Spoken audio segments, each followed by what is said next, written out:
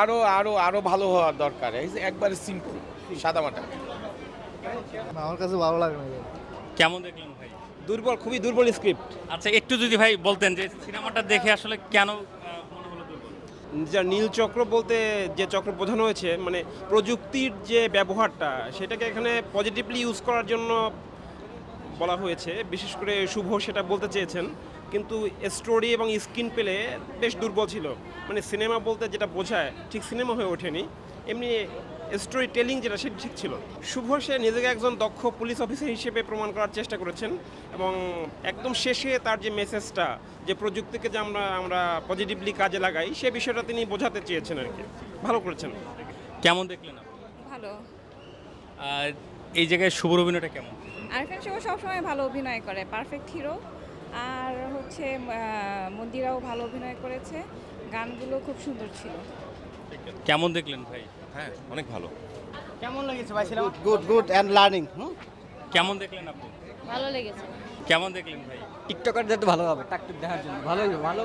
আচ্ছা কেমন দেখলেন ভাই? খুবই ভালো ছিল, স্ট্রং মেসেজ ছিল, সবার অভিনয় ভালো, কিন্তু আরএফএন শুভর অভিনয় পার্টিকুলারলি খুবই ভালো লেগেছে। কেমন দেখলেন? খুব ভালো ছিল, সবার অভিনয় ভালো লেগেছে। বর্তমান প্রেক্ষাপটে এটা একটা দারুণ সিনেমা হয়েছে এবং শিক্ষামূলক। সে হচ্ছে 9, 9, 9.5। কেন এক কোথায় গেল? এক হচ্ছে মানে ওভারঅল ফিনিশিংটা আরেকটু ভালো হলে ভালো, মানে আরেকটু মানে হচ্ছে গুছানো হলে ভালো হতো।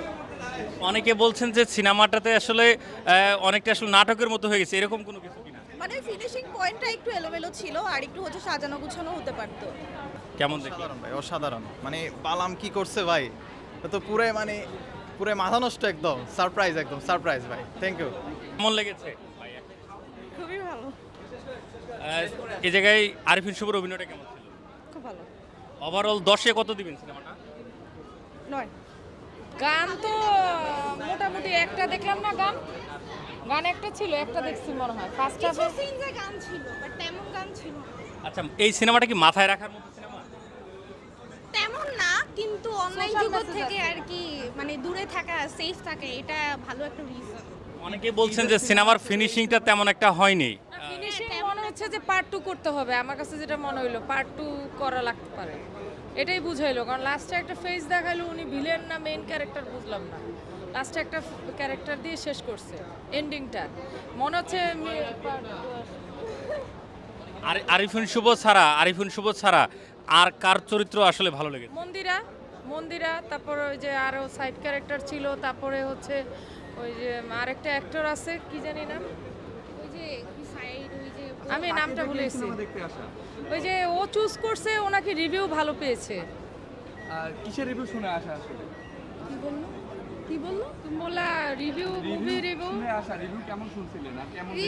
রিভিউ ভালোই শুনছিলাম, মানে কিছু মুভি এইবারে খুবই বাজে আসছিল, কিন্তু এটা ওগুলা মুভি মানে তুলনায় এটা নীলচক্র ভালো নামটা ছিল। ইন্টারেস্টিং মনে হয়েছে, নীলচক্র নামটা শুনে আসছি আর কি, আমি জানতাম না যে আরিফিন শুভ আছে। সিনেমা কেমন লাগলো? কেমন লাগছে? সিনেমা অনেক ভালো লেগেছে। আমার কাছে মনে হচ্ছে সিনেমার শেষের দিকে রহস্য ছিল, এবং এখানে একটা সামাজিক সচেতনতামূলক একটা সিনেমা ছিল। তো সর্বোপরি আমার অনেক ভালো লেগেছে। দর্শক কত দেবেন? যদি সর্বোপরি দিতে হয় 8 দিব। কাকে দেখে সিনেমা দেখতে আসা? আরিফিন শুভ। আরফিন শুভ যেমন এক্সপ্রেশন নিয়ে আসছিলেন, সেই এক্সপ্রেশন পূরণ হয়েছে? জি, আরিফিন শুভর প্রতি সে এক্সপেকটেশন অবশ্যই পূরণ হয়েছে। এবার ঈদে আর কোনো সিনেমা দেখা হয়েছে? এখন পর্যন্ত না। পরবর্তীতে যদি বলা হয় কোন সিনেমাটি দেখবেন আগে এবার ঈদের? উৎসব।